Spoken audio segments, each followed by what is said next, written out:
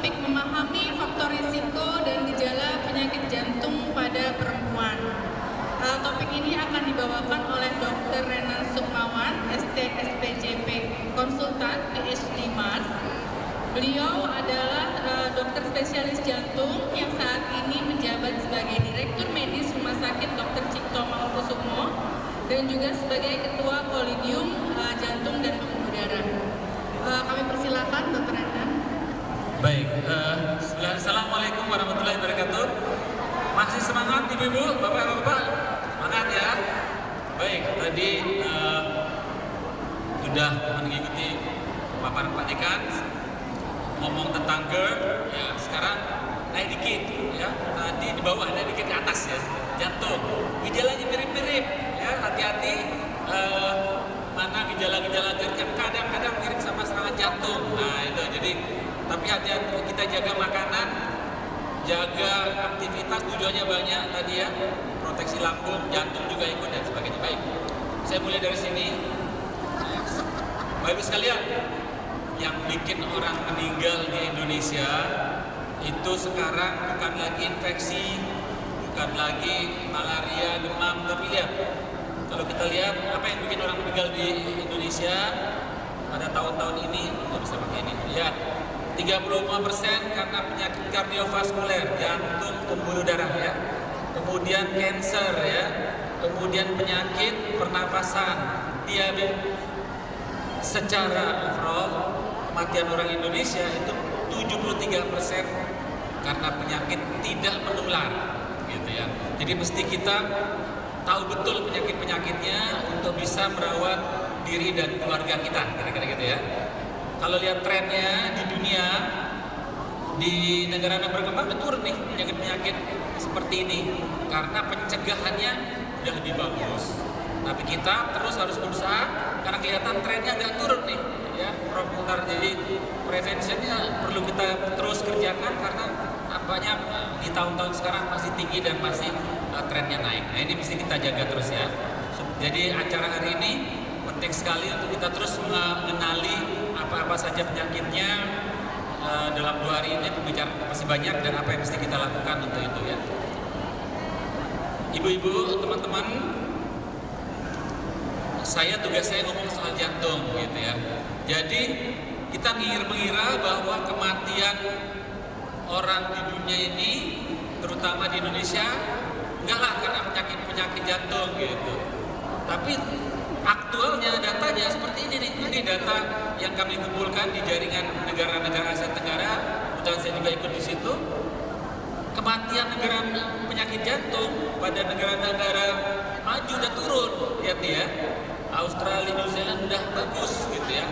Rasionya kematiannya dibanding jumlah penduduknya per 100.000. Kalau lihat Indonesia, cuma lebih baik dari Pakistan, lebih baik dari Filipina sedikit. Tapi lebih banyak kematiannya dibanding Vietnam, dibanding Thailand, dibanding Malaysia ya.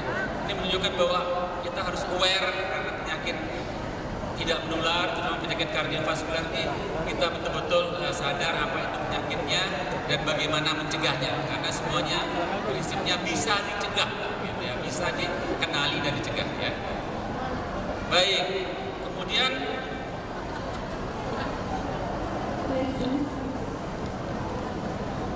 next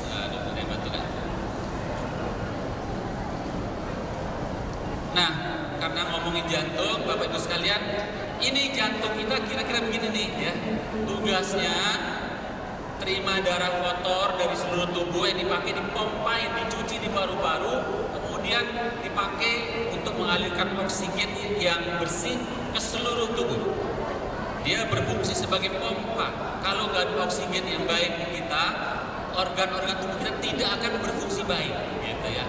Untuk bisa pompa dia ngapain? Dia berdenyut. Bapak sekalian, 1 menit kita berdenyut jantung kita sekitar 80 kali lah ya. Kalau 80 kali per menit dalam 24 jam 115.000 kali itu berdenyut. Kita tidur pun dia berdenyut ya. Kita istirahat kita ngapain? Dia berdenyut. Kalau dia nggak berdenyut berarti kita nggak berdenyut juga. Jadi jantungnya berhenti, orangnya berhenti juga. Jadi mesti kita ketahui. Nah, ini bagian-bagian jantung ya Bapak Ibu sekalian, Bapak Ibu. Jadi jantung itu sebagai pompa, dia perlu otot yang sehat. Dia perlu denyutan yang baik. Kalau ototnya sehat, nggak bisa berdenyut juga nggak bisa berfungsi baik. Kemudian dia perlu katup-katup seperti tadi Prof. Ari sampaikan. Ini jantung juga begitu, ada katupnya. Yang kotor, yang darah kotor ke kiri ke paru, yang darah bersih dari ke paru yang sebelah kanan ya. Yang darah bersih ke kiri dipompai ke seluruh tubuh. Kalau pompa klepnya terganggu, bolak-balik misalnya kalau kita penyakit jantung rematik pada anak-anak, lama-lama katupnya rusak. Jantungnya, darah yang mau dipompai bolak-balik nih, lama-lama jantungnya melar. Juga lama-lama jantungnya lemah, meninggal. Jadi semua gangguan di bagian manapun di jantung ini kalau dibiarkan berpotensi cepat atau lambat menyebabkan kematian. Kenapa? Karena memang fungsinya yang sangat penting untuk melakukan distribusi udara oksigen yang kita hirup ini lewat paru. Kalau nggak didistribusikan ke jantung, nggak nyampe ke organ-organ, ke otak, ya, ke hati tadi, ke lambung, kemana saja. Nah ini pentingnya untuk kita kenali seperti ini ya. Sekali lagi bagaimanapun dari jantung ini kalau rusak terganggu nggak boleh terjadi karena akan menyebabkan hal tersebut ya. Next. Ada bagian yang sangat penting di jantung yaitu yang namanya ada jantung. Ini satu-satunya organ tubuh kita yang bisa berdenyut, yang ada denyutannya. Ya, coba ada videonya dulu. Ada nggak? Nggak ada ya? Oh, nggak muncul ya? Oke, nggak muncul videonya. Baik, saya tadi mau tunjukkan. Di jantung kita itu ada titik yang namanya S anode, ya. Sel ya, kecil gitu. Dia tugasnya tes.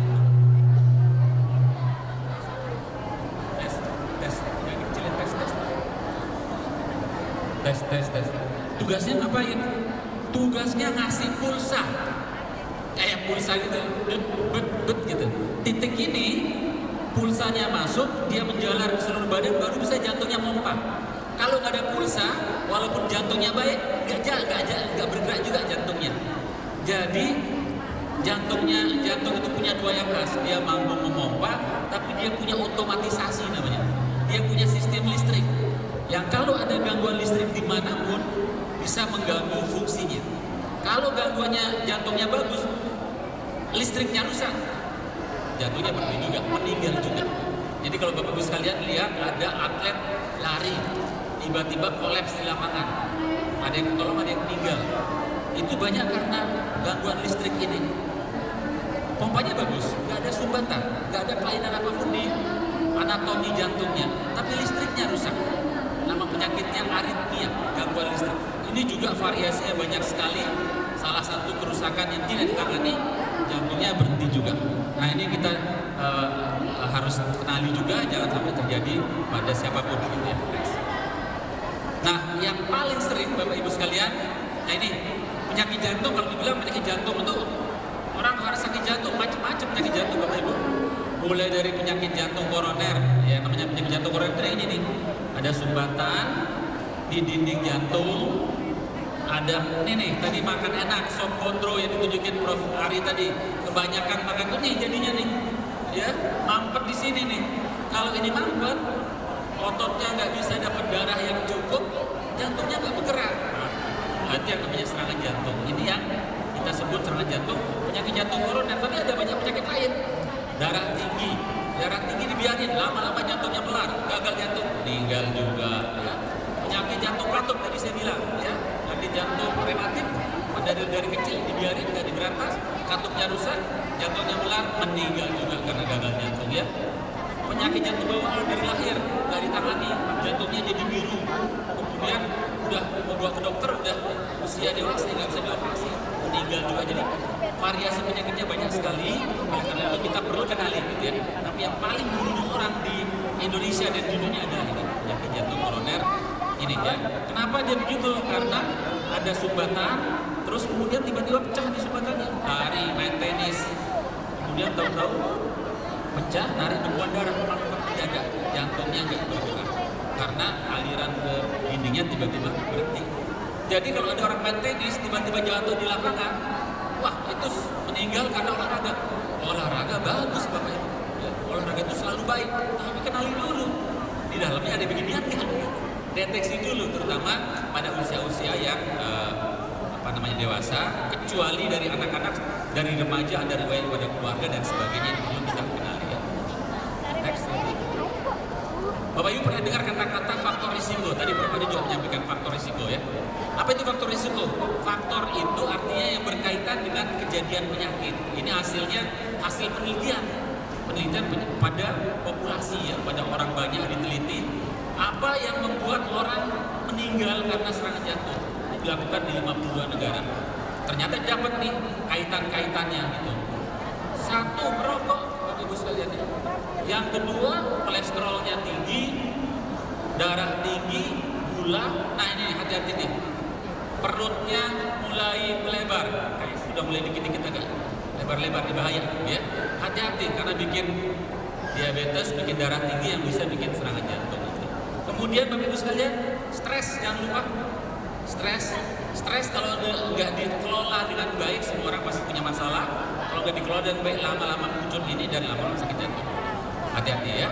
Kemudian nih, sudah ada studinya sekarang penyakitnya, faktor risiko yang lebih baru lagi, kurang makan buah dan sayur yang segar, ya. Kemudian nggak beraktivitas rutin, nggak bergerak.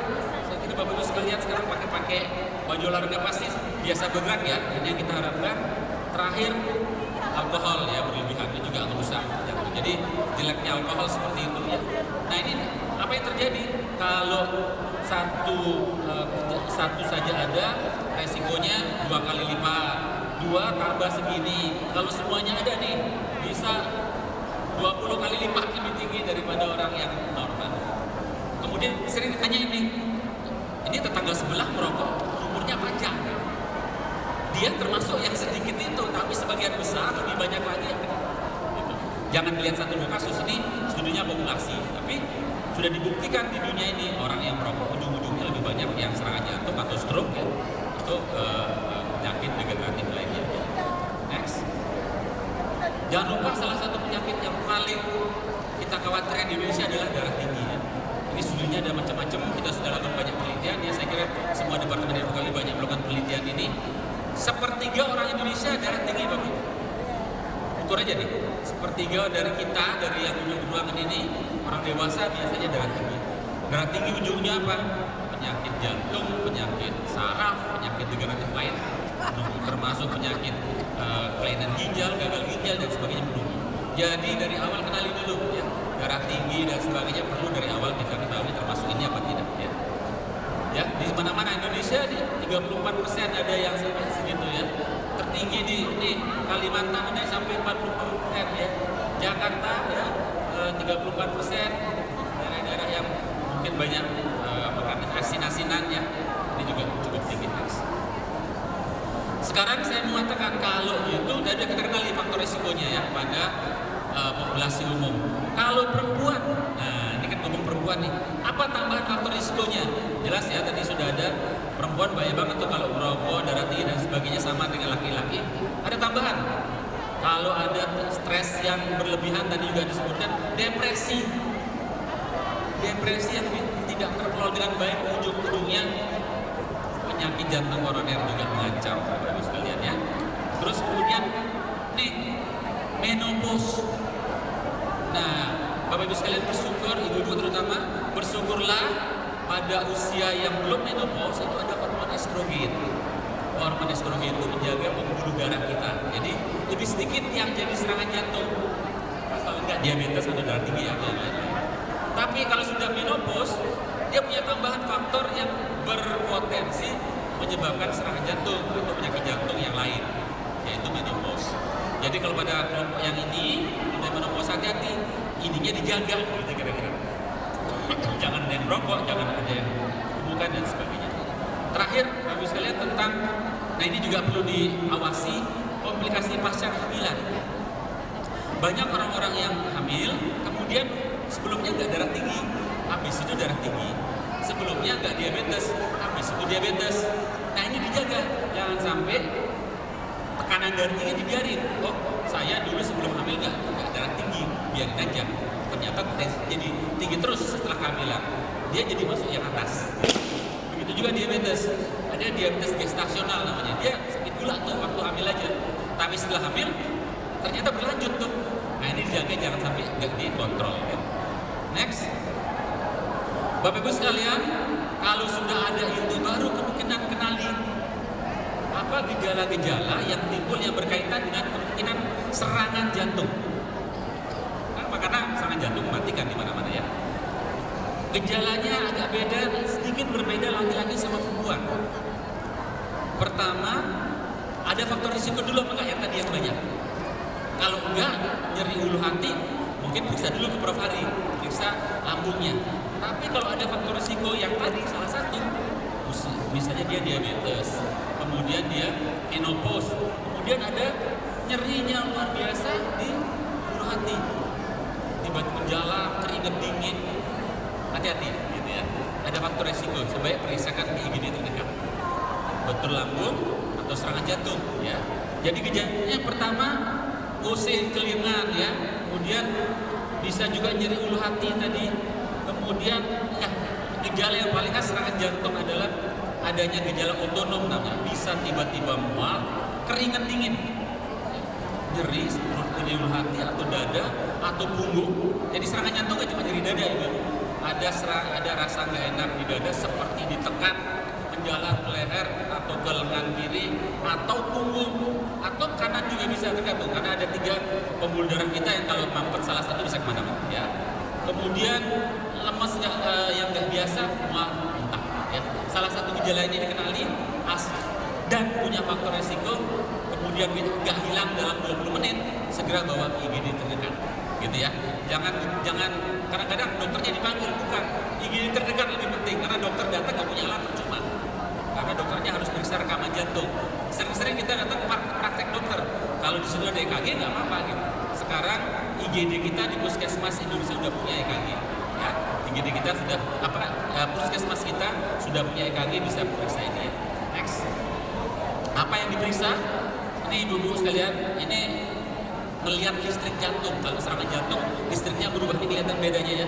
Yang normal kayak gitu, begitu serangan jantung, ada yang naik, ada yang turun ya. Ini yang dicari sama dokternya, ada nggak yang beginian? Jadi ini pentingnya dari awal kita deteksi ya. Next. Kemudian untuk deteksi bagaimana? Sekarang udah ada paket-paket check up. Kadang-kadang sumbatan yang kecil atau yang belum nyampe terlalu banyak yang bikin gejala, belum tentu bikin ada gejala di kita gitu. Kalau nyumbatnya nggak terlalu berat, deteksinya bagaimana? Dengan treadmill test. Ya. Datang ke itu RSCM. Nah, RSCM kita punya apa saja, ya. Datang ke Kencana boleh, datang ke poliklinik di rawat jalan RSCM, kita di treadmill. Saya mau check up nih, kita punya paket check up di sana ya. Kita lihat apa yang dilihat bukan kuat-kuatan lari 10-20 menit enggak, tapi perubahan di pola rekaman EKG-nya karena waktu lari direkam nih. Inilah untuk mendeteksi. Jadi waktu dia nggak ada istirahat, belum lari, itu belum tentu ada kelainan, belum tentu ada perubahan rekaman. Begitu dia lari, begitu dia makin cepat, mulai berubah tuh rekamannya. Disitulah dokternya, Bapak, Ibu hati-hati mulai ada sumbatan di jantungnya. Kita jaga, kita atasi supaya nggak serangan jantung. Karena serangan jantung kematian mengancam. Tapi kalau dari awal kita tangani, salah aman ya. Next. Kemudian kalau melihat kelainan struktur, misalnya ada jantung bocor, jantungnya melar, ini pakai alat yang namanya echo untuk USG jantung ya. Next, sekarang ada yang lebih canggih, sudah bisa kita lihat itu ada penyempitan apa enggak gitu, gampang lihatnya. Pakai CT scan, tidur bentar 10 menit, keluar hasilnya putih-putih ini nih. Orang normal nggak ada di putih-putih di pembuluh darah koronernya ini, udah ada kapur-kapur plak-plak gitu ya, yang dia berpotensi membuat serangan jantung dan menghambat aliran. Ini yang kita deteksi, kita cari dengan alat ini. Next, terus sekalian mencegahnya bagaimana? Gampang sekali nih. Gampang sekali untuk disampaikan ke keluarga. Kita pakai macam-macam istilahnya, ada apa? Cerdas, ada cerdik. Gampang deh, sehat aja lah ya. Tes itu apa? Seimbangkan gizi. Cukup sayur, buah yang tadi disebutkan ya. Kurangi karbo. Karena orang Indonesia paling karbonya tinggi sekali ya. Makannya nasi, lauknya mie. Betul nggak? Ditambah dengan tambahan lauk apa? Perkedel. Kentang semua, karbo semua tuh. Lama-lama diabetes mengancam, kolesterolnya tinggi dan sebagainya ya. Nyahkan rokok ya. Rokok pada umur berapapun lama-lama akan merusak dinding pembuluh darah ya. Kemudian atasi stres, kelola depresi, kemudian awasi tekanan darah ya. Di sini ada pemirsa tekanan darah rutin, beli alat tensi di rumah ya. Kemudian teratur olahraga. Apa yang terjadi di Inggris nih? Ya ini Prof ya. Ini di Inggris dulu tahun 50-an dengan pencegahan yang baik, prevensi yang baik nih, udah turun tuh angka kematian dengan pencegahan yang baik di wanita dan laki-laki. Kita berharap angka ini juga di Indonesia kita dapat dengan pencegahan yang baik supaya nggak banyak membebani kesehatan kita dan juga tidak membebani keluarga ya. Kalau yang sakit, yang tidak produktif lagi gitu, dan juga kita tidak mau ditinggalkan orang-orang tercinta kita gitu ya. Semuanya bisa dicegah asal dari awal.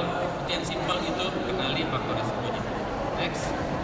Baik Bapak sekalian, itu catatan dari saya untuk kita semua bahwa wanita punya tambahan faktor risiko tadi ya.